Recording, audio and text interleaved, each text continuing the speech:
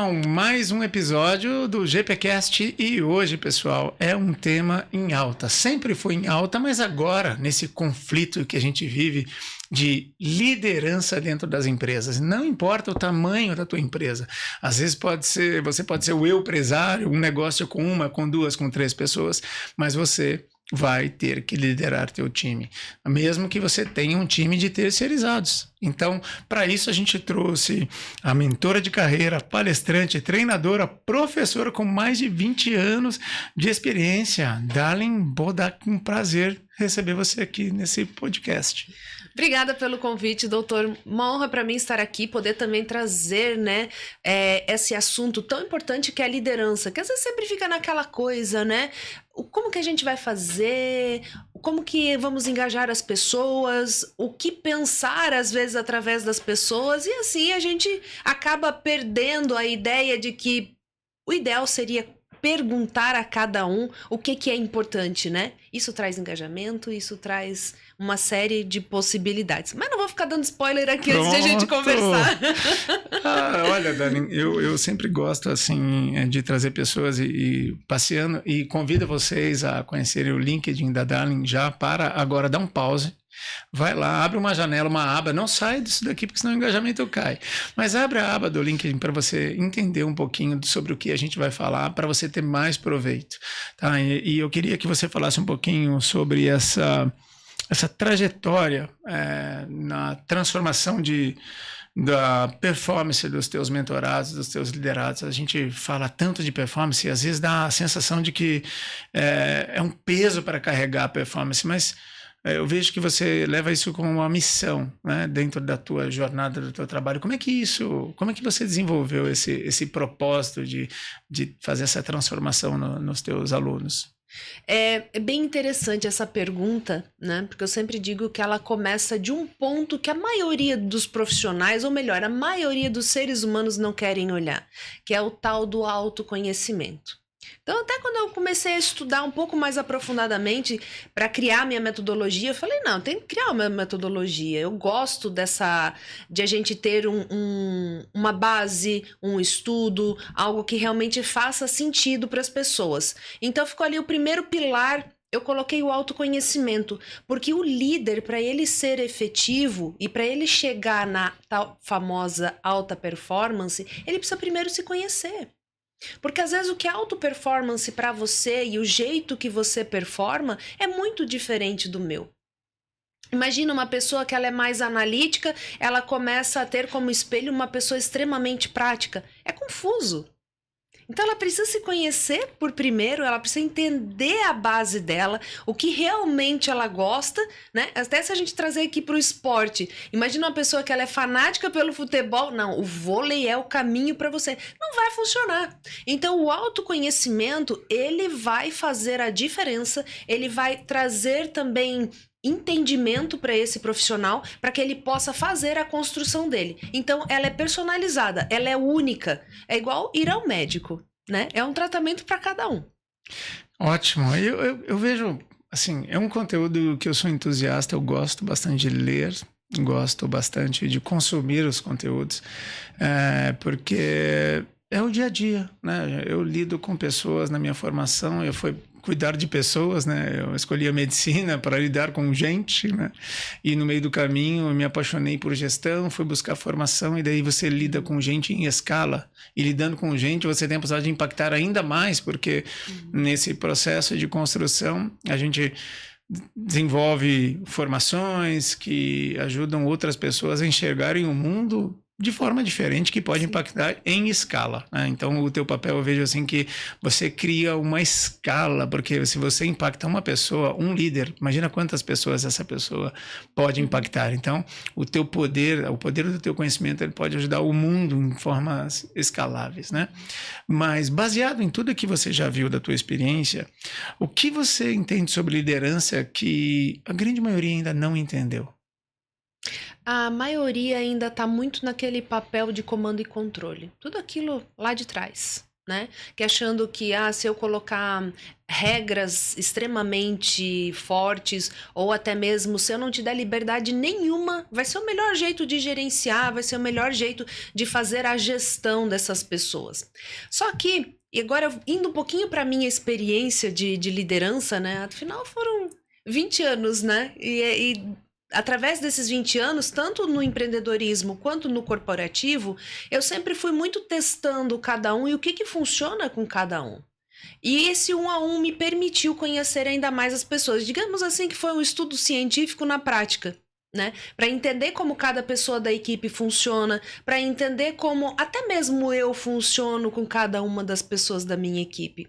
Isso é importante para o dia a dia por conta do que você busca. Qualquer empresa, qualquer local vai buscar resultados. Um supermercado quer resultado. Um restaurante quer resultado. Então, o líder ele precisa estar atento, primeiro ali na resposta anterior, nessa questão do autoconhecimento e aquilo que ele está buscando de resultado. E o que ele precisa construir aqui? O que já tem pronto? Principalmente para um líder que está chegando agora, não só no mercado, mas também numa empresa. Às vezes quer chegar ali, quer rasgar todas as páginas do que já foi feito, não quer aproveitar nada, e isso assusta as pessoas. Não vai assustar o seu diretor, não vai assustar o teu CEO. Essas pessoas vão achar maravilhoso. Chegou com energia, vai mudar tudo. Mas quem vai realizar de verdade fica apavorado. Eu ouvi você falando agora, eu lembrei de uma série que eu comecei a assistir no avião, né? Que chama O Consultor. É exatamente isso que você acabou de dizer. É um cara que chega querendo chutar de baixo para cima, virar a mesa e cadê a cultura da empresa, né? Cultura baixa. Então, e é dever da liderança instituir cultura, né? Cultura é igual banho, né? Parou de tomar, não vai ser legal. Né? Adorei a analogia. Tem que tomar banho todo dia, Precisa. Tem que praticar a cultura todo dia, a ponto de todo mundo entender muito o que é isso. E o desafio é o crescer com cultura. Porque quando você é pequeno, instituir cultura não é um grande... Assim, é um desafio porque você lida com gente, mas é muito mais fácil, digamos assim, menos difícil. Vai. Mas quando você começa a crescer, a gente vê fusões e aquisições, né? Você pega a Amazon com Whole Foods, a Arezzo com Schutz. Como é que é essa, né? Você já passou por alguma empresa uma empresa que fez um M&A, assim, uma fusão, e de repente você fala assim, caramba, olha, que desafio você instituir liderança onde tem pessoas com culturas diferentes e da noite para o dia tiveram que fazer uma fusão de tudo isso. Sim. Essa época que eu trabalhei no comércio exterior, na época eu fui contratada por conta da fusão. E a gente teve uma fusão, nós tivemos a segunda fusão, então comecei na Companhia Libra de Navegação, fui contratada pela Companhia Libra de Navegação e passei para a CSAV, para a Companhia Sul-Americana de Vapores, que depois fez a compra ainda mais de uma uruguaia. Então, você trabalhando para uma multinacional, né? E primeiro você começa trabalhando numa brasileira, de repente vem uma chilena e compra. E daí você começa, os teus contatos dentro da empresa muda, você não fica sabendo de nada, começa a gerar um medo crescente nas pessoas. E eu acho que uma das questões que as lideranças elas pecam muito é de não ter transparência. E a falta de transparência, imagina, você tá ali dentro de uma fusão, você não sabe quem é quantas cabeças vão cortar, que é assim que fala no corporativo, é só aquela conversinha de corredor, que é a famosa rádio peão que a gente chama. Aquilo ali traz desengajamento, ela traz uma série de preocupações, ela afeta resultado e tudo aquilo que dentro de uma fusão está sendo buscado de resultados acaba sendo afetado grandemente. Porque daí você tá... Normalmente fusão, o que é? São grandes empresas chegando e comprando. E eu acredito muito numa estrutura de um RH estratégico, mas um RH que ele vá em cada um desses locais onde tenham essas pessoas e entenda o que essas pessoas precisam. E dizer assim, a sua equipe precisa trabalhar assim, assim, assado. Eu conversei com cada um deles. Eu preciso que o líder tome frente de tudo isso, para que realmente a gente possa seguir com aquilo que está sendo proposto. Porque se não tiver essa base, digamos assim, esse ensinamento também, o líder ele fica perdido. E daí ele só começa a receber, ele também está com medo. Ele também está passando por um processo de transição. Ele também está passando por uma série de dúvidas e ele tem a família dele, que ele tem a responsabilidade. E essa falta de entrega de informação acaba prejudicando o todo. E acaba daí trazendo o famoso burnout, acaba trazendo hoje chama-se produtividade tóxica, que eu detesto essa fala. Porque a produtividade, que é uma palavra maravilhosa, que é uma palavra que vem realmente para trazer uma entrega, aí produtividade tóxica. Gente, não é produtividade tóxica, é sobrecarga. Sim. É simples assim. Você querer colocar um elefante em cima de um fusquinha. Isso chama-se sobrecarga. Então, o significado das palavras ele se perde e a gente também perde muito com isso no dia a dia por pessoas que elas não estão sabendo também pedir. E quando as pessoas não sabem pedir, a liderança ela cria um PDI, que é um processo de desenvolvimento individual.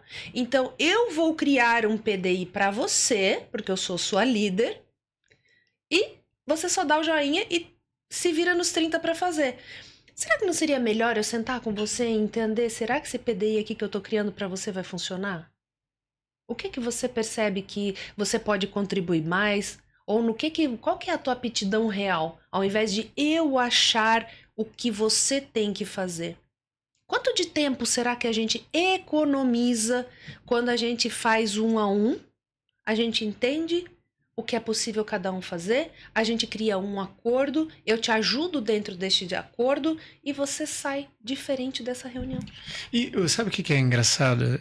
Eu vejo assim, o quanto a cultura populacional de um país ou de uma comunidade, ela impacta no nosso desenvolvimento de... Por exemplo, vamos puxar aqui, traduzir isso aqui, vamos sem delongas.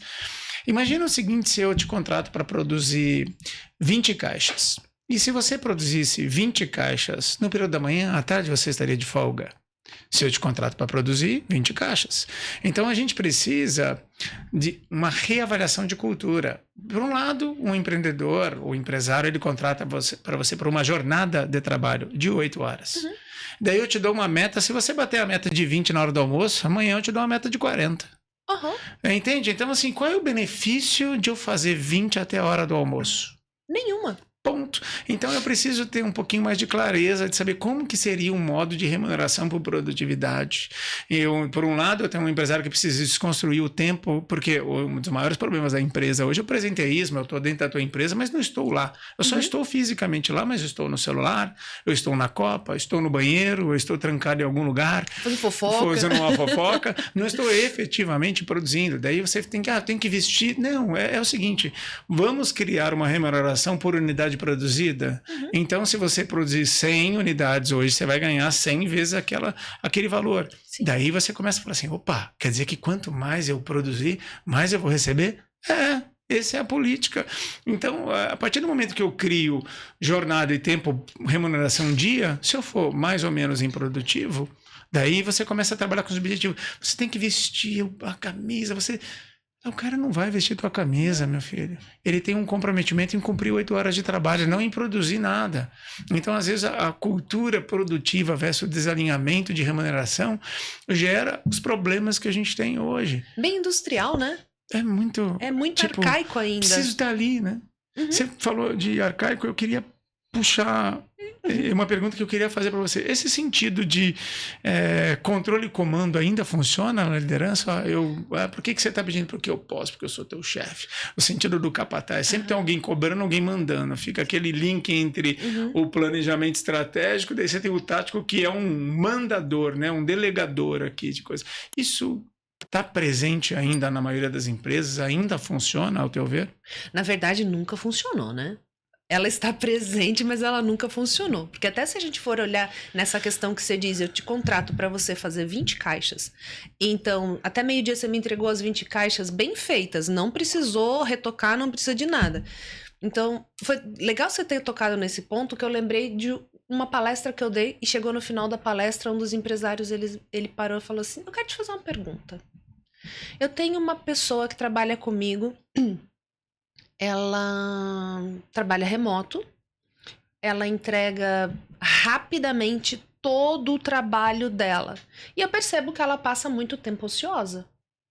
Daí eu falei assim, bom, vamos começar aqui uma análise básica. Ela te entrega, certo? Entrega. Entrega bem ou mal ou mais ou menos? Não, entrega bem.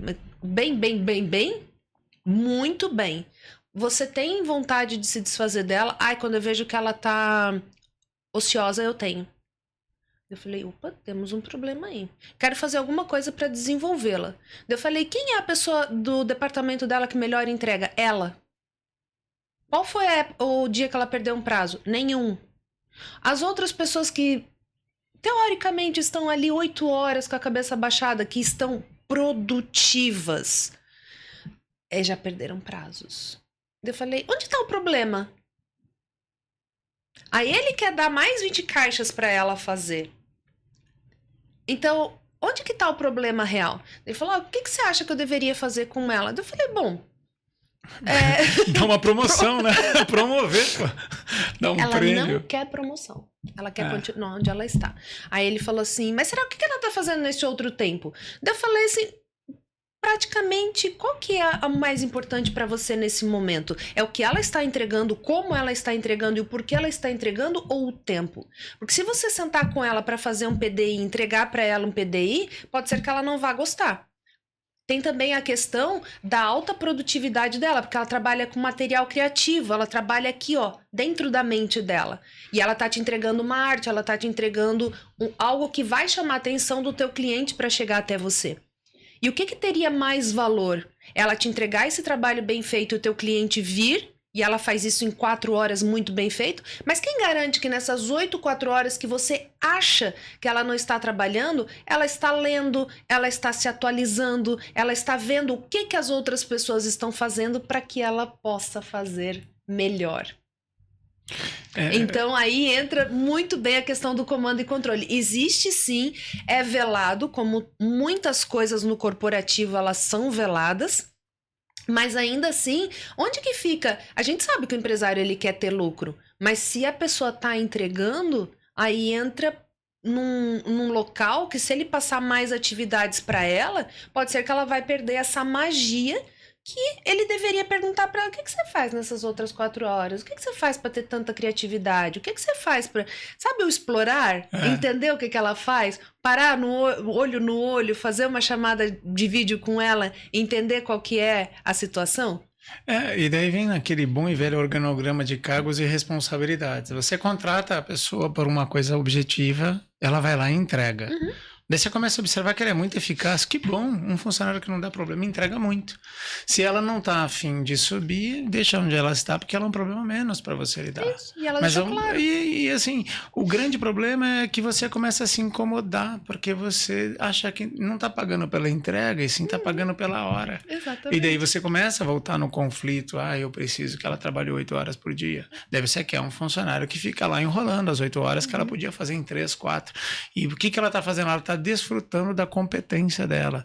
A hora que todo mundo fica sabendo que ela está 4 horas ali tranquila, o pessoal começa, opa, eu também quero isso. Como é que eu consigo fazer para ser mais produtivo? Você começa a estimular o benefício que é um intangível, porque não é o quanto você ganha, é o quanto você está tranquilo para fazer outras coisas, né? Ela podia ser uma multiplicadora dentro da empresa, mostrando como que ela faz, ensinando outras pessoas como é que ela faz. Preciso promover essa pessoa? Não, de repente ela pode ser uma pessoa-chave de treinamento para multiplicar tudo isso daí. Eu trabalhei numa empresa que eu perguntei, qual que é o sistema de promoção aqui? Porque eu já estava bem preocupada quando eu entrei, né? Que eu vi as promoções do jeito que estavam sendo feitas. A gente vê que a pessoa está indo bem ali no departamento dela, a gente coloca ela para ser gestora. Tá, mas e a questão da capacitação, entender se essa pessoa realmente vai ser um bom líder, porque eu já tenho 3 aqui para demitir. E não é por maldade que o líder faz a demissão. A demissão ela é uma ferramenta importante na empresa. É a demissão que você consegue reorganizar tudo que você tem ali de liderança ou até mesmo de pessoas que estão entregando ou não, porque elas afetam diretamente o resultado. Mas para isso você precisa ter um respaldo, você precisa ter também uma organização e um conforto. Imagina, eu cheguei para minha equipe, logo que eu comecei na empresa, quando eu comecei a chamar um a um para conversar, começou a chegar todo mundo assustado. A primeira profissional que veio, uma mulher, eu nunca vou esquecer da cara dela, ela tá com isso aqui, doutor, branco, do sistema nervoso dela tava tão atacado que ela chegou para mim e disse: o que a senhora quer? A senhora vai me demitir? Eu falei: não, eu quero te conhecer. Me conhecer? Eu tô cheia de coisa para fazer. Daí eu falei: mas enquanto eu não te conhecer, a gente não vai conseguir tampar o ralo aqui dentro dessa loja. Fiz isso, os primeiros 10 vieram assim, né? Todos apavorados, achando que ia acontecer uma demissão. E não era essa a situação. Nunca ninguém tinha parado para conversar com ninguém. Nunca ninguém tinha chegado para eles e saber onde você mora, o que você faz, quantos filhos você tem. Então todo mundo fala: ah, vamos humanizar, né? A palavra do momento agora? Vamos humanizar. Mas não fala para mim quem você é, tá? E você também não. E você também não. Vamos humanizar aqui só no nosso bate-papo, a gente poder apontar o dedo pro outro, ver quem não tá fazendo. Aí tá tudo certo. Mas a gente, por favor, menos contato físico. É desafiador. Né? É desafiador. Aí esse humanizado fica à mercê, né? A gente percebe, assim, que o mundo, ele vem... Lógico, eu digo que o mundo capota com a gente dentro, né? Daí a gente vê ali o cenário político, econômico, geopolítico como um todo, né? Questões tarifárias, oscilação de moeda, avanço tecnológico. E um líder hoje, ele não precisa só... E, assim, o Brasil, a gente precisa entender, porque o Brasil é um capítulo à parte, né? A gente se rotula demais, tipo, o brasileiro é um empreendedor nato, mas o quanto como que o papel... Como que o líder hoje precisa estar se preparando para lidar com tudo isso? Não dá para você ter aquela... Eu nasci assim, eu fui sempre assim. Síndrome de Gabriela, não né? dá certo, né? Então, como que a gente consegue hoje... as ferramentas, né, que um líder precisa ter para conseguir lidar com tudo isso? Eu acho que sempre estão querendo inventar a roda. Mas o básico, ninguém quer fazer. Então, eu acho que a melhor ferramenta hoje que um líder pode ter é a conversa. A primeira de todas. Depois ele passa para o papel e para a caneta. Depois ele passa para os PDIs da vida, ele passa ali para as outras dinâmicas, para outras tarefas, para qualquer outra circunstância ali que ele está querendo. Mas enquanto não começar a ter conversas genuínas, conversas reais, acordos. Por que eu falo acordos tanto? Porque aquilo que é falado hoje não é mais respeitado amanhã. Então aquilo que a gente está combinando hoje, olha, vamos colocar um prazo aqui? 14 horas você consegue chegar? Consigo. Ninguém vem. Chega 15 horas. Já começou errado. Se a gente combinou 14 horas, você me deu a tua palavra, por que você vai chegar às 15? O que está acontecendo? Com a tecnologia que a gente tem, o que te impede de passar uma mensagem falando que você vai chegar atrasado? O que te impede de cumprir o teu acordo? Então, é tudo tão simples que a gente poderia fazer, até a programação neurolinguística traz nos pressupostos ali, né? E antigamente, quantas pessoas fizeram sucesso e não tinha a tecnologia que tem hoje? Uma coisa que você falou agora é assim, a gente mora a gente está vivendo um momento onde, tipo, pontualidade virou qualidade, né? Virou adjetivo. Não é mais obrigação. Um amigo veio e falou: cara, fui num evento, cara, começou na hora. E as palestras respeitavam o tempo. Eu falei: nossa, fantástico, hein? Isso impactou você? Eu falei: eu sei, porque você não consegue chegar na hora.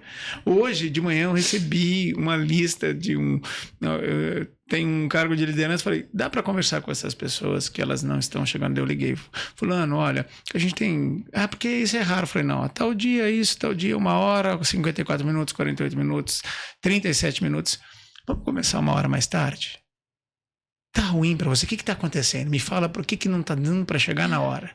Me explica, por favor, porque eu queria entender, assim, tipo, qual é o momento que o teu tempo virou mais importante do que qualquer outra pessoa?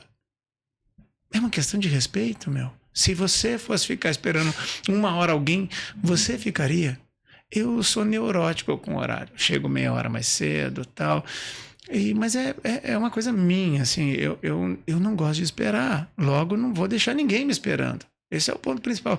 Quando eu não... Nossa, eu já vou ligando, falo, olha, aconteceu um problema, eu vou chegar 15 minutinhos atrasado. Se você quiser fazer alguma coisa, a hora que eu chegar, eu ligo. Eu prefiro eu esperar do que deixar alguém esperando. Principalmente quando eu tô ali nessa responsabilidade. Então, mas isso não é qualidade. Não. Isso é educação. Isso é compromisso. É um respeito que não seria nada excepcional numa sociedade normal, né? Mas parece, não, você é muito chato com esse negócio de horário. Falei, será? Será que eu sou muito chato com esse negócio de horário? Então, desculpa, isso me fala muito mais sobre você do que sobre mim. Você trabalha com alta performance. E mediante a tudo isso, 2025, o que hoje define, na tua visão, assim, um time de performance? Por tudo que você já passou, por esses 20 anos de experiência, o que para você hoje, 2025, define um time de performance? Vamos falar primeiro de gestão de tempo ou de pontualidade? É muito maravilhosa essa pergunta. Sabe por quê? Quando alguém me contrata, principalmente empresário, não é empreendedor, ele faz ali, Darlene, quero fazer uma consultoria porque esse ano é o meu ano. É a frase desse ano, né? 2025 é meu. Maravilhoso, ok. Vamos começar. Quando eu chego na primeira reunião, chego na primeira reunião, eu gostaria de ver a sua agenda. Agenda? Mas o que isso tem a ver com o que eu tô querendo aqui de crescimento exponencial, de alta performance? Eu pergunto, como que você quer ter alta performance sem agenda? Você coloca ali que você precisa estar 14 horas em determinado local, principalmente quem mora em São Paulo. Se eu moro na Zona Leste, precisaria estar aqui 14 horas, eu tinha que ter saído meio-dia da minha casa. Pelo menos. Você não tem na tua agenda o teu deslocamento, você só tem as coisas que você precisa ir. Como é que você marca um compromisso de 14 horas com uma pessoa em X ponto da cidade e 1h30 você nem terminou ainda o teu compromisso da 1h da tarde? Então é muito básico quando a gente fala de gestão de tempo. Você precisa ter ali o teu tempo de almoço, você precisa ter o teu tempo de fazer banco, você precisa ter o teu tempo de fazer um relatório para a tua empresa. Por isso que a gente precisa começar da gestão do tempo. Porque eu posso te trazer aqui ferramentas maravilhosas.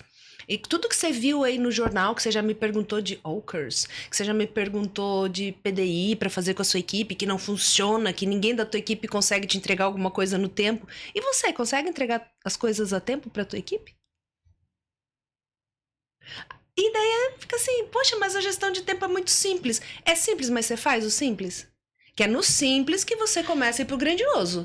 Se você não faz o simples, desculpa. As pessoas confundem simplicidade com facilidade. Uhum. Eu sempre falo, os maiores problemas da sua vida são super simples de resolverem, mas são super difíceis.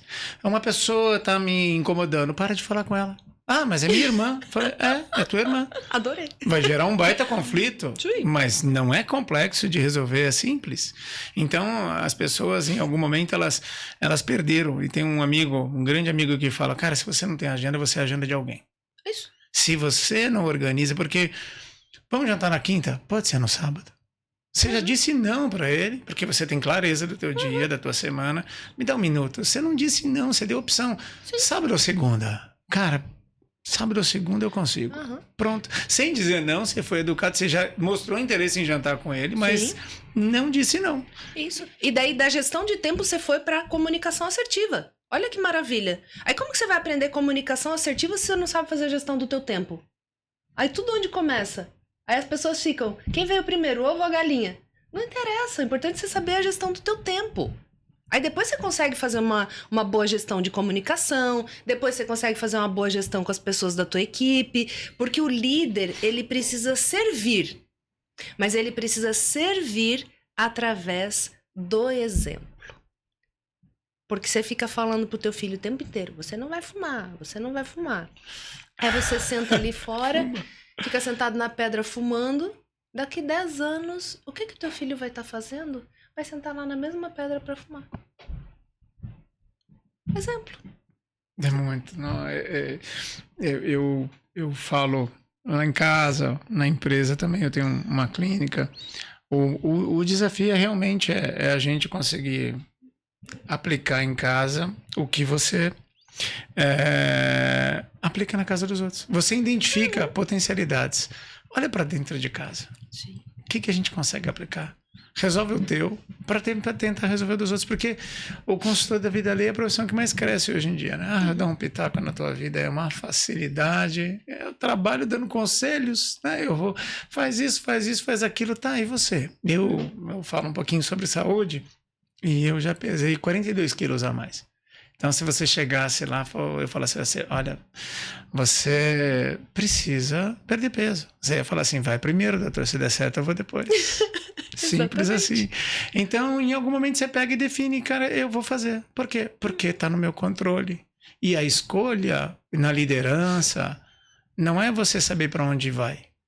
Porque o empreendedor, ele olha uma esquina, putz, essa daqui daria uma ótima pizzaria. Sim. Ah, não, mas aqui dá, mas não é teu foco. Então a escolha é saber dizer não. Eu não vou para lá, eu não vou fazer isso porque eu tenho um caminho, uma trilha. Então, se você não tem um planejamento de onde quer ir. Então você falou assim sobre servir, é muito legal, né? Eu vi uma definição que uma pessoa fala, qual é o papel do CEO na empresa? Acho que foi o CEO da Google Brasil falando assim, meu papel é levar a empresa de um ponto A para um ponto B do planejamento estratégico através, assim, facilitando todo o meu time a essa entrega, porque o CEO, esse é o papel da liderança. Potencializar, te dar ferramentas, então como que eu posso ajudar? Vamos sentar aqui nesse setor, a gente está tendo um problema, vamos sentar, debruçar junto para a gente ver o que está acontecendo para trazer soluções internas, né? E pensando nessa parte de interna, por tudo que o legal é você falar das complexidades das empresas que você já atendeu e até mesmo às vezes das pessoas que você já atendeu, você identificar sabotadores internos, assim. Por tudo que você já passou, se você tivesse que listar 3 sabotadores que normalmente tem, que atrapalham o crescimento e performance, quais você listaria num grau de importância, assim, de top 1, 2, 3? Vamos 3, 2, 1 para a gente colocar lá embaixo. Bom, se a gente for olhar pela análise da inteligência positiva, né? Eu acredito que as pessoas, o hiperrealizador, ele acaba tendo uma energia muito grande e ele apavora, na verdade, as pessoas, né? Quando ele tá vivendo muito esse viés. Outro sabotador também é aquele o insistente. Ele é chato. Porque daí ele colocou na mente que tal determinada coisa dá certo e a escutativa dele morreu. Então as pessoas ficam até com medo de chegar nele, né? E isso acaba sendo muito cansativo. E o hipervigilante vem com chave de ouro para dizer também que ele fica muito em cima das pessoas e daí ele fica prestando atenção demais o que cada um tá fazendo. Ele não respeita o tempo de cada um, ele não respeita até mesmo. Aí volta para aquele primeiro passo lá que eu te falei. Eu não conheço o meu colaborador, então, por exemplo, não me importa se ele é muito bom em Excel e ele não é bom em apresentação. Eu quero que ele faça uma apresentação para mim. Quanto tempo que essa pessoa que não é muito boa em apresentação vai demorar? Se o foco dela, ela é muito boa no Excel, de colocar ali em fórmulas, de criar o que for necessário. Mas de apresentação, essa comunicação falada não é o forte dele, ele não está treinado para isso. Então, entender o que cada um pode entregar também dentro da empresa. E daí vem a crença limitante, porque essa pessoa que ela está acostumada a trabalhar num tempo exagerado, ou que ela está acostumada a, de repente, controlar as pessoas, ela acredita que tem que estar sempre assim. E daí vem aquelas falinhas feitas, né? É porque sempre deu certo assim, porque faz 30 anos que eu faço assim, é assim que dá certo. Poxa, ok, faz 30 anos que você faz desse jeito, mas então por que você está querendo crescer? Quem está querendo crescer precisa começar a ter um olhar diferenciado, precisa entender o que está atrapalhando, qual que é a pedra que está dentro do sapato. O que cada um tem aptidão e entrega melhor? Por exemplo, você é médico, você colocaria um advogado para fazer a cirurgia no teu cliente? Você não vai fazer isso, ele não sabe fazer. Mas você pegaria um estagiário lá da faculdade que está saindo e colocaria do teu lado e mostraria para ele como é que é o melhor jeito de fazer a cirurgia. Porque daí ele já tem noção das coisas que você vai falar, de palavras, de técnicas, conhecer os instrumentos também que estão ali. Então, completamente diferente.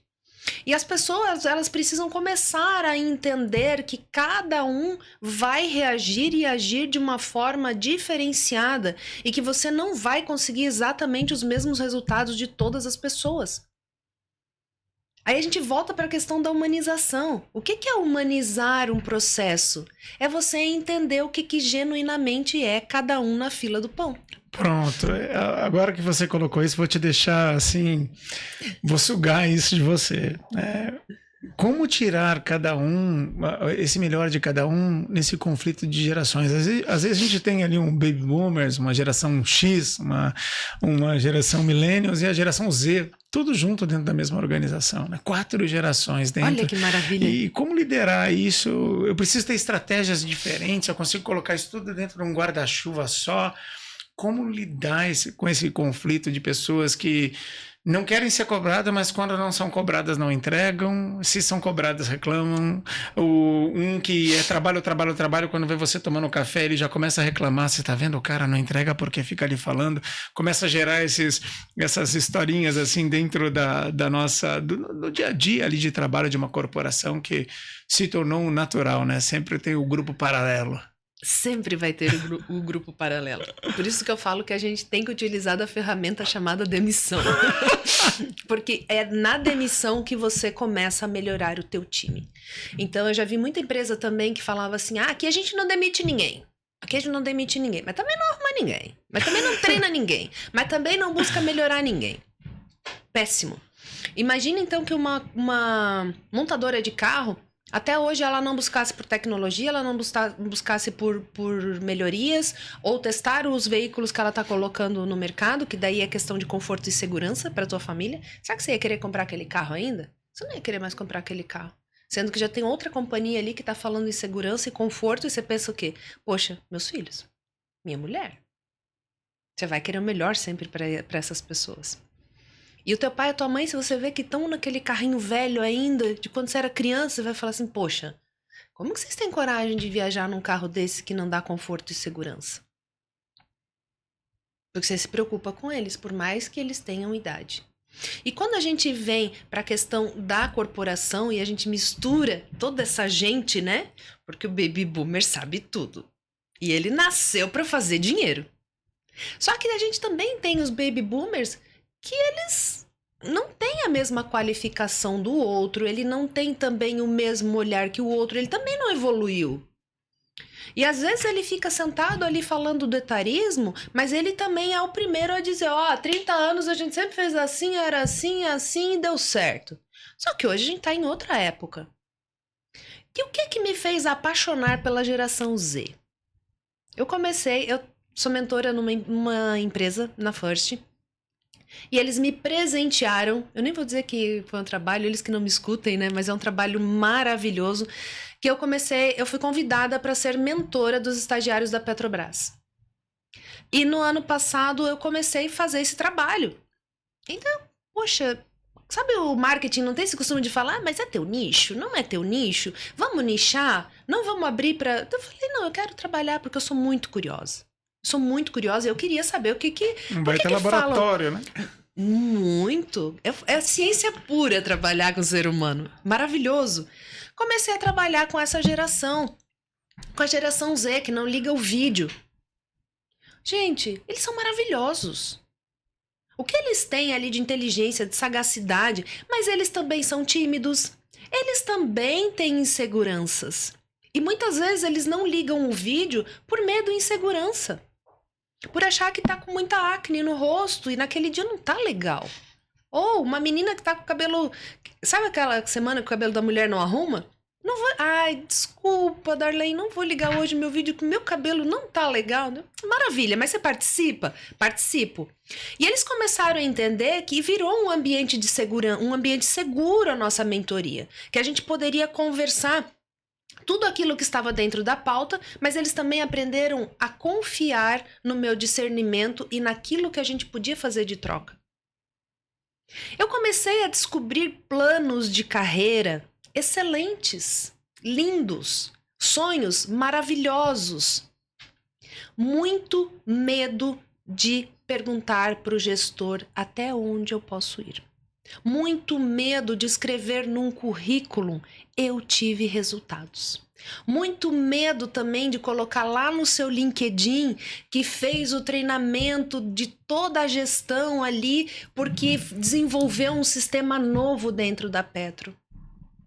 Mas por que você está com medo de falar isso? Porque eu sou muito jovem. Eu não tenho essa experiência. Você acabou de me contar que você fez esse negócio e treinou todo mundo. O que eles falaram? Que o teu treinamento foi ruim? Não, todos os meus gestores gostaram do que eu fiz, eles acharam que foi maravilhoso, que antes um trabalho que eles levavam 5 horas para fazer, hoje eles fazem com a inteligência artificial que eu criei ali com um clique. Então, a insegurança, ela bate na porta de todo mundo. Essa questão da saúde mental e também entender... Eles também sentem pressão, eles também sentem estresse, eles também sentem um monte de coisas, igual a gente. E quando eu falei pra eles, a gente chegou no ponto, tá, mas a senhora acha que a gente... Esse senhora daí entrega a idade da mentora, né? Mas o que a senhora acha? A gente faz um concurso, a gente vai pro corporativo. Daí eu falei, o que você quer fazer? Ah, eu quero fazer um concurso. Se você quer fazer um concurso, o que mais vai te dar trabalho? Você estudar de verdade, eu tô falando de verdade. Estudar de verdade é 14 horas por dia para um concurso. O que vai te dar mais trabalho? Você, hoje, aos teus 20 e pouquinhos, estudar de verdade para um concurso ou quando você chegar nos 40, você estar se lamentando por não ter feito esse concurso? E se você quer um concurso de verdade, saia da turma da balada e entre na turma do concurso. Que vocês unidos, eu sei mais disso aqui, eu te ensino, eu sei mais de tal coisa, eu te ensino. Se você for pra balada sexta-feira, esquece o final de semana. Sábado vai ser ressaca. Você não vai ter energia para estudar. Nossa, eu não tinha parado para pensar nisso. Eu falei, então comece a pensar nisso se você realmente quer fazer diferente. E trabalhar as gerações todas juntas dentro da empresa, ela necessita de respeito. Respeito por aquilo que eu já passei, toda uma trajetória, cheguei até aqui, mas eu ainda tenho a aprender com você que está saindo agora da faculdade. E isso a Petro traz demais na cultura. Olha o que você está falando o tempo inteiro de cultura. A Petro traz demais isso na cultura. Gente, não é propaganda da Petro, não. É só porque, como eu vivo muito esse lugar, eu fico feliz, porque quando você vive em empresas que não têm cultura, só tem um papel na parede bonitinho lá escrito os valores, e ninguém olha para o outro como um ser humano, isso não é viver a cultura. Isso é qualquer outra coisa, menos viver a cultura. E se as pessoas, independente da idade, elas possam sentar, conversar, criar planos e principalmente concordar e discordar. Porque hoje as pessoas têm uma dificuldade muito grande. Nós podemos ser amigos, correto? Mas tem coisas que você vai falar pra mim, eu falar, desculpa, Rizieri, eu discordo de você. Igual a historinha lá. Vamos jantar na quinta? Sábado é melhor. E tá tudo bem. A gente tá num momento de catequização, né? Você tem que concordar comigo. E o discordar virou... Se você vai para o lado A e eu vou para o lado B, teoricamente nós somos inimigos. Ou se eu não concordo com o lado A, significa que eu sou do lado B. Eu falei, não significa, eu só não concordo com o lado A, também não concordo completamente com o lado B. Eu tenho uma visão diferente de mundo que você não tem e eu respeito você. Mas, vamos nos respeitar, né? Eu acho que o desafio maior é isso hoje. Eu acho que as pessoas elas precisam entender que não é uma partida de futebol a vida, o trabalho, a vida, as tuas escolhas. Se você torce para um time, você não é inimigo do outro, né? Então, eu vejo, você estava falando um quesito currículo que a gente tem essa dificuldade de colocar, e há pouco tempo atrás eu estava reescrevendo meu currículo para o padrão americano, é completamente diferente. Você tem que colocar teus resultados, os teus projetos e resultados. Daí você fala assim, você fica inibido de escrever. Sim. Daí você fala, caramba. Sim. Mas assim, é normal. Daí você pega modelos e fala, caramba. Daí você começa a falar, eu fiz aquilo, fiz aquilo, fiz aquilo. E o pior, quando você vai escrever aquilo, e Às vezes a tua liderança fala assim, mas não foi uma ideia só sua. Eu falei, não foi, mas foi um projeto que eu desenhei, desenvolvi. E isso aqui eu não, é simplesmente para poder colocar. Você vai... Experimenta pedir uma carta de recomendação de uma empresa que você já trabalhou como ali dentro fixo. Fala, esse cara tá querendo me processar. Ele vai me colocar na justiça trabalhista. Ele fica... Ele tá querendo arrumar outro emprego, ele vai me deixar. Pô, não, relaxa, é só porque eu tô num processo específico que eu preciso da tua carta. Não é, se você quer que eu assine algum papel dizendo que eu não vou pleitear nada depois no segundo momento, não vou usar essa carta para absolutamente nada. Então, assim, a gente vive um mundo de desconfiança e assim... É conflituoso você viver hoje nesse país, assim, e porque vai para todos os lados, né? O que eu observo, assim, tem muita gente que alguns casos, né? Muita não, vai. Alguns casos você vê que a liderança ela começa efetiva, você vê que a empresa está bem alinhada, o líder está ali, mas em algum momento ele se perde no meio do caminho. E não é por uma decisão, mas é por uma mudança de comportamento. A cultura começa a fazer transição, porque se a cultura vem da liderança e você tem um time que fala, o que está acontecendo com isso? Na tua visão, quais são as principais causas disso? É bem simples. Até pegando ali o gancho da tua última fala, né? Você falou uma coisa que me lembrou de um vídeo que eu gosto às vezes de passar em palestra ou em treinamento. Se a gente... eu percebo muito dentro das organizações que não é algo assim... Você tá jogando tênis ou frescobol? Porque o que é o jogar tênis? Jogar tênis eu quero ganhar a todo custo. Então eu vou jogar a bolinha lá no canto, porque eu sei que você tá aqui, você não vai dar conta de chegar lá naquele outro canto. Então eu sempre vou jogar de um jeito para que eu faça o ponto. E o jogar frescobol é aquela brincadeira gostosa de praia de final de dia. Então eu tô ali jogando frescobol com você, eu faço questão de jogar a bolinha para que você também continue. E quando a gente, por alguma situação, ou passou alguém, ou eu tropecei, ou eu não alcancei, que pena, vai lá buscar a bolinha e não tem marcação de ponto. É para realmente a gente fazer alguma coisa que depois traga uma memória. E hoje nas empresas a gente vê muito as pessoas querendo jogar tênis. Só que a empresa, ela tem um único objetivo, que é atender bem o cliente. Independente do que ela esteja vendendo, ela só quer atender bem o cliente. E os departamentos ficam nessa briguinha. Porque eu sou melhor? Não, porque eu sou melhor. Todo mundo, um precisa do outro. O comercial precisa do financeiro, o financeiro precisa do RH e assim por diante. Precisa da logística para poder satisfazer o cliente. E as empresas que... tá tudo andando bem, tá tudo correndo bem. Mas a sua viagem também ela pode estar correndo bem, mas em dado momento você precisa parar para abastecer o teu carro, senão você vai ficar de noite no escuro sem combustível, colocando as pessoas no seu carro em risco. E as empresas, elas começam a olhar que está indo tudo bem, está tudo lindo, bonito.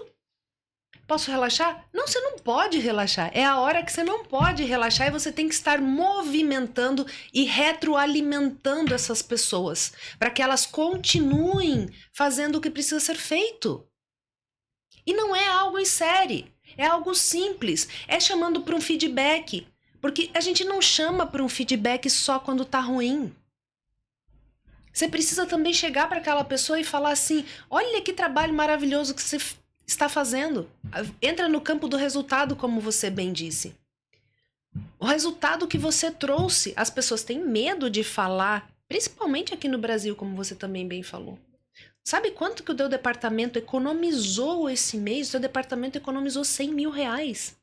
É recorde, a gente nunca teve algo parecido até então aqui na empresa. Não, é só dizer que a empresa não tá bem, que não tá dando lucro, que não... Mas daí o carinha daqui a pouco chega de Porsche. A empresa não tá dando lucro. Oi? Entende? Então o feedback ele é muito importante, mas o feedback ele também precisa ser positivo. Porque normalmente a empresa que faz o feedback uma vez por ano para pegar uma lixeirinha do lixo do ano inteiro, jogar na cabeça do colaborador, ela não vai ter uma equipe funcional, ela não vai ter pessoas felizes trabalhando ali dentro. Darlene, mas a felicidade é utópica. Vai viver num casamento sem felicidade, ver o tanto que você aguenta. E o mesmo a gente leva para a empresa, porque afinal você passa 8, 10, 12 horas por dia dentro de uma empresa. E você precisa estar feliz ali dentro, você precisa gostar de chegar ali. Ah, mas isso no dia a dia não funciona. Claro que não funciona. Ninguém se dedica de verdade para fazer funcionar.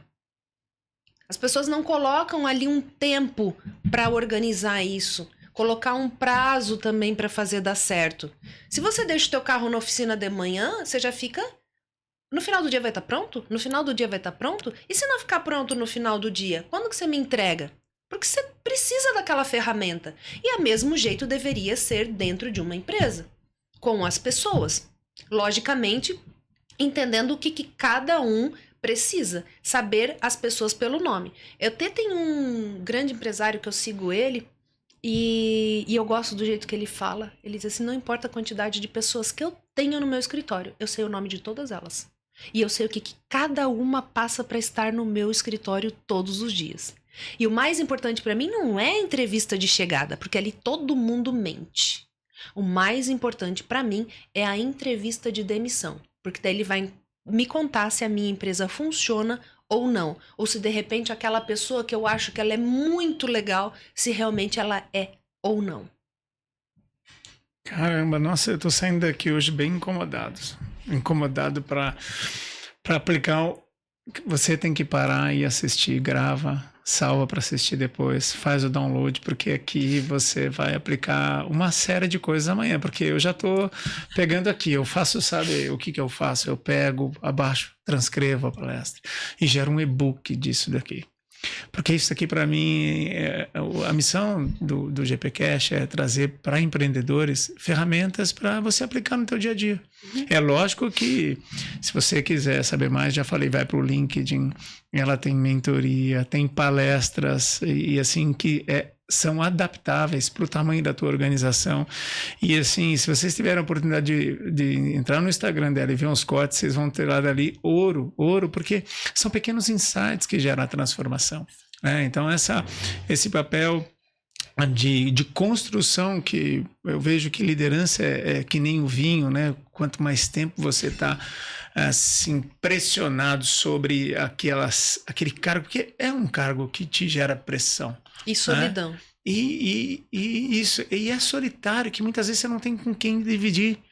Então, mas se você entende o propósito daquilo que você está fazendo, você acredita mesmo, você vive, transpira aquilo, é apaixonante, né? De repente você fica muito feliz com o resultado de todo o teu time.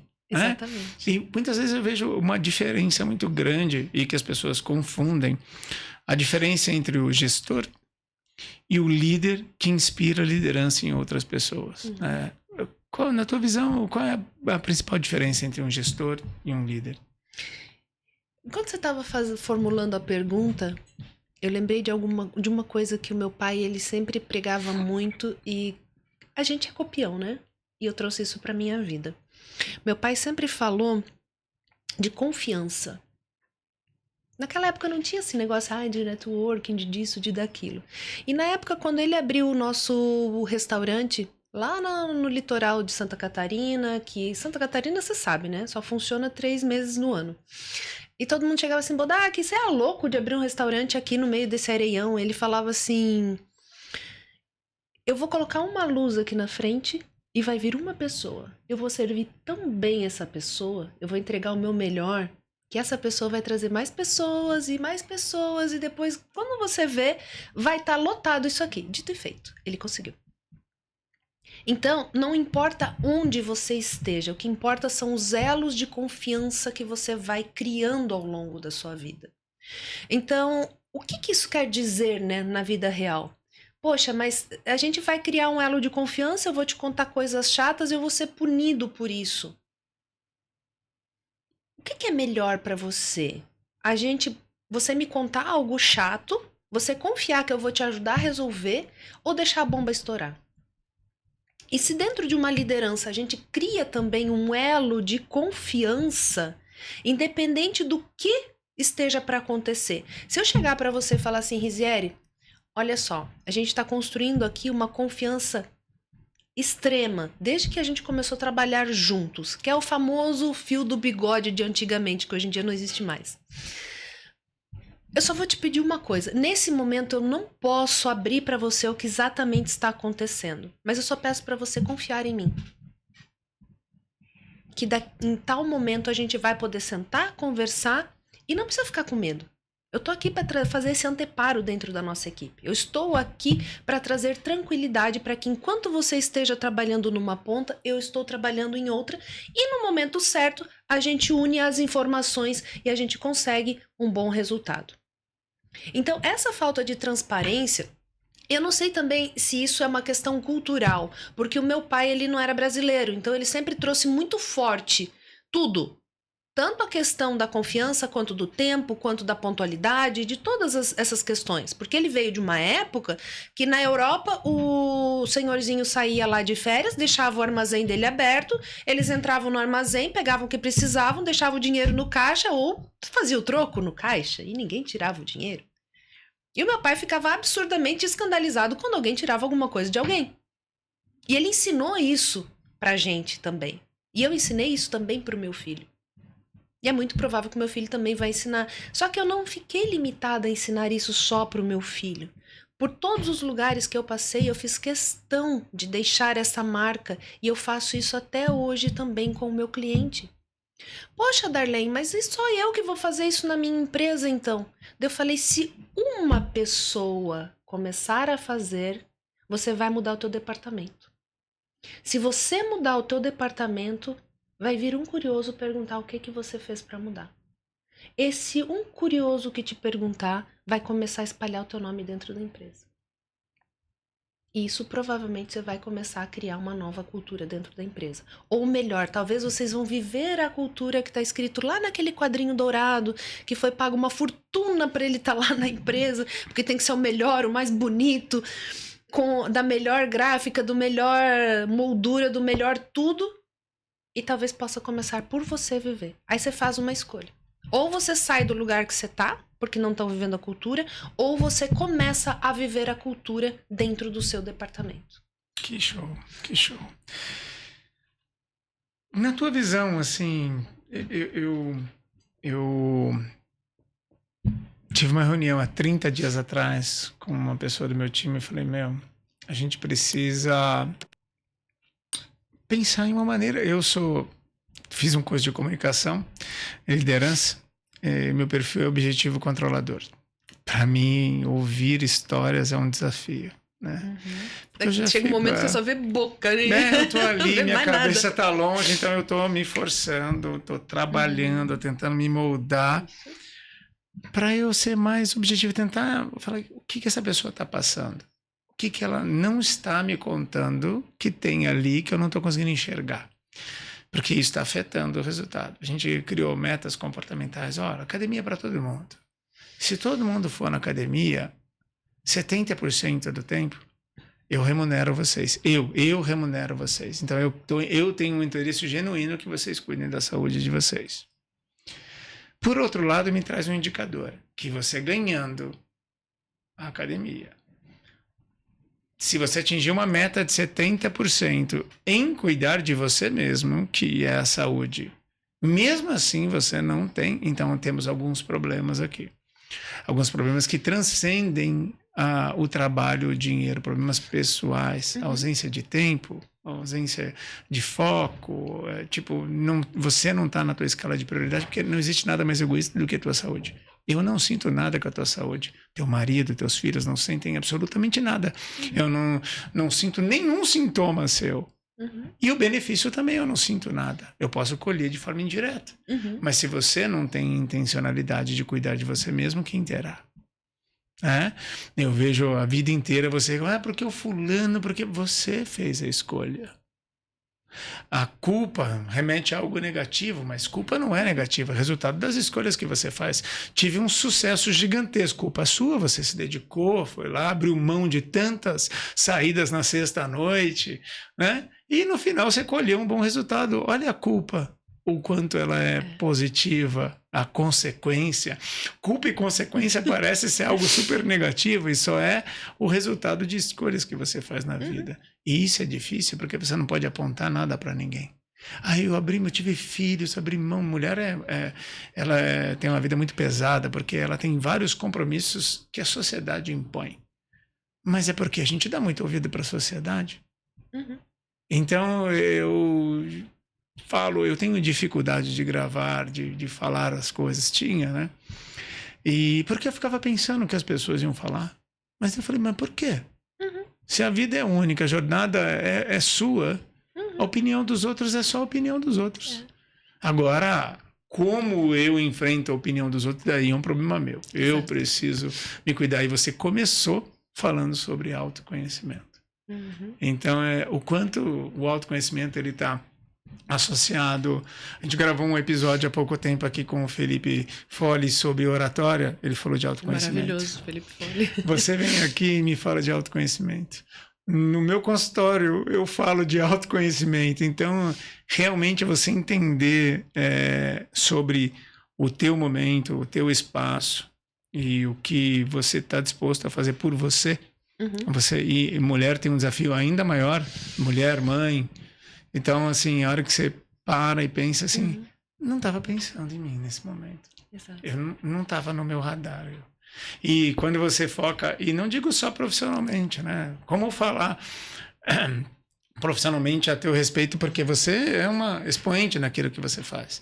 Então, isso está muito no teu radar. Mas, às vezes, a gente, sem perceber, esqueceu a pessoa física. E sabendo que tua moeda de valor é tempo, quanto do teu tempo você se dedica para cuidar de você? Então, não tem como não pensar assim, sem pensar, por que essa pessoa não está se cuidando?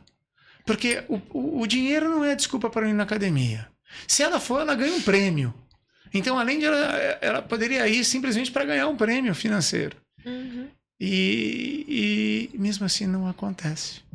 Então, falta, às vezes, a gente olhar porque você não consegue enxergar, olhar para dentro, né? Tentar os indicadores, eles estão ali para você raciocinar em cima deles, e não sim para ser uma métrica, né? Falar, olha, a gente teve um ROI disso, a gente teve uma taxa de retenção disso, a gente teve... Tá, mas como é que você tá? Me conta. Porque as pessoas elas não estão nem esperando essa pergunta. Não. É porque é reunião de resultado. Não... A pessoa fica até assim, perdida. Eu? Você quer saber de mim mesmo? Acaba o volume na hora. Até no livro do Pequeno Príncipe, essa semana ainda estava mexendo, mas o climatério às vezes não ajuda a gente, né? Então eu peguei ali uma frase. Eu gosto muito do Pequeno Príncipe. Eu li muito Pequeno Príncipe quando o Ivan era pequeno. E eu sou apaixonada. Então o essencial ele é invisível aos olhos, né? É uma frase assim que ela me toca bastante. E até quando eu criei a minha metodologia, o nome dela é os 4 As. Então, o foco desses 4 pilares é o autoconhecimento, autodirecionamento, autorresponsabilidade e o autogerenciamento. E dentro desses autos sai mais um monte de auto. Autoestima, autoanálise, autorreflexão, autofeedback, autoconfiança. E hoje em dia está se falando muito de adaptabilidade. E o que é adaptabilidade, Rizieri? Adaptabilidade é você se adaptar a todas as coisas que estão acontecendo. A gente fala muito de inteligência artificial, você tem que começar a se adaptar a ter inteligência artificial para tudo. E das pessoas ficam morrendo de medo. Ai, meu Deus, eu vou ser substituído pela inteligência artificial? Não, você não vai. Mas você tem que aprender a utilizar a inteligência artificial. Você precisa saber como esse bichinho funciona. E quanto mais você souber, melhor você vai ficando no mercado. E as pessoas são muito pautadas ao medo, porque elas não sabem quem elas são. Se você chega para a tua equipe e fala assim, Zezinho, quais são os teus pontos fortes? Meu? E ali ele congela. E daí ele nem pisca mais, porque daí daqui a pouco ele me esquece. Porque ele não sabe quais são os pontos fortes dele. Então as pessoas falam de adaptabilidade. E o que é adaptabilidade? É eu ser adaptável. Ok, mas como que ficaria uma pessoa sem autoestima adaptável? Você coloca ela num cantinho ali, ela fica, certo? E adaptabilidade para uma pessoa que ela tem autoestima e autoconfiança? Ela muda. Porque aí ela sabe que ela precisa fazer algo, ou até como você disse, eu precisei fazer um curso de comunicação. E você foi lá e aprendeu como que é o melhor jeito para o Rizieri se comunicar. E não qual que é o melhor jeito que a Darlene quer que o Rizieri vá comunicar. Eu te ensino a técnica e você pega essa técnica e você transforma de um jeito, você adapta ela para o seu perfil. Faz sentido? Perfeitamente. Por quê? Porque existe autoconfiança, existe autoestima e existe também a modelagem. A modelagem, ela é muito importante, não para que eu seja igual a você, mas que eu adapte algo que é legal em você para o meu dia a dia. Então a gente precisa de todos esses autos, até na palestra Carreira com Propósito eu falo isso, bem no início ali, né? Quem sou eu? A gente precisa saber quem sou eu. E a gente não aprende isso na escola. Infelizmente, são poucas as crianças que têm a oportunidade de serem criadas se autoconhecendo. Porque quando a gente fala de inteligência emocional e você começa um curso de inteligência emocional ou quando você começa a fazer um treinamento de inteligência emocional, a primeira coisa que a pessoa fala, ah, não, pelo amor de Deus, ai, que difícil esse negócio, como é que eu vou fazer isso no meu dia a dia? Claro, não tem autoconsciência, não tem autorregulação. Autorregulação é uma coisa, começa lá atrás. Então, todos esses autos que eu trago na minha metodologia é realmente para a pessoa, como as pessoas dizem, nossa, mas eu vou ficar muito egoísta. Não, você não vai ficar egoísta. Porque se você já tem empatia, você vai continuar a ter. Só que você vai entender, opa, aqui é o meu limite. Daqui para cá você não vem e daqui para cá eu não vou. E você sabendo o seu limite, você não precisa externar o tempo inteiro para as pessoas e falar para elas onde está o seu limite. Automaticamente, gentilmente, você vai falar para as pessoas com outras palavras, até como você mesmo disse. Quinta-feira um jantar, no sábado não é melhor? Vamos fazer no sábado, que tem mais folga?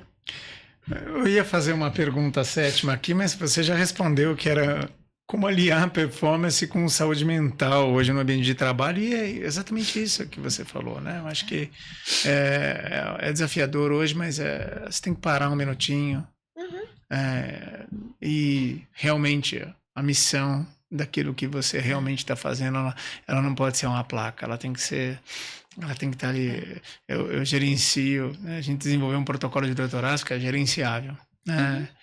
E a pessoa da portaria no hospital, ela tem que saber do protocolo. Ela tem que entender o que a gente faz. Porque tempo é vida. E hoje é o João, amanhã é a Maria, mas amanhã pode ser a tua mãe. Isso. Então, chegou ali a tua mãe, que é a Maria ou o João naquele momento, trate como se fosse sempre. Porque esse é o papel. A gente impacta a vida de famílias e com negócios, com produtos, a gente pode impactar isso numa escala absurda, não para uma pessoa, mas para centenas, milhares de pessoas. Olha, que enriquecedor esse episódio. Não, né? mas até se você me permitir um minuto, se a gente tiver ainda. Não, tem. Quando a gente fala, nessa última pergunta, quando a gente fala ainda de liderança, até um pouquinho antes você falou de controle. E o que é o controle dentro de uma liderança? Às vezes a gente entendeu, vou pegar um caso aqui básico, de casa com a minha mãe. Por exemplo, filha, coloca água para aquecer para fazer um café? Ok, tô indo lá, pega a chaleira, coloca a água. Ela pediu o quê? Água quente, certo? Tô fazendo o meu passo a passo. Ela me pediu um resultado. Aí eu ligo ali a boca do fogão, coloco a chaleira. Não, nessa boca não. Mas a senhora não pediu água quente? Eu pedi, mas é que eu gosto a chaleira na boca de trás. Pra que isso, mãe? Então, isso acontece. Claro, eu tô trazendo uma história de casa, mas isso acontece direto dentro das empresas. Então, o gestor, ele acaba, ou melhor, o chefe, ele acaba sendo tão controlador a ponto de ele não cuidar o dele. Como que eu faço para sair do ponto A para chegar no B com a minha empresa? E ele vai pro micro, que é se preocupar com a boca do fogão que vai colocar a chaleira para aquecer água, sendo que o que ele quer não é nem água quente, é café. Então deixa isso aqui para quem tá ali para fazer. Vai cuidar da pessoa que você pediu o café. É que isso acontece direto Até no desenvolvimento de processos. Você vai desenhar os processos da tua empresa, daí você senta lá na tua mesa e começa a desenhar o processo, porque a recepção, ela vai até... Não, meu amigo. O processo é desenhado pelo time inteiro. Você não sabe a rotina operacional das pessoas, você tem uma ideação sobre a rotina das pessoas, mas no dia a dia, como é que ela recebe? Se a pessoa chega mal-humorada, de onde vem? O Globo Repórter, de onde vem, para onde vai, do que eles se alimentam? Entende? Então, você precisa ter clareza na hora de desenhar o processo, e ninguém melhor do que quem está na operação.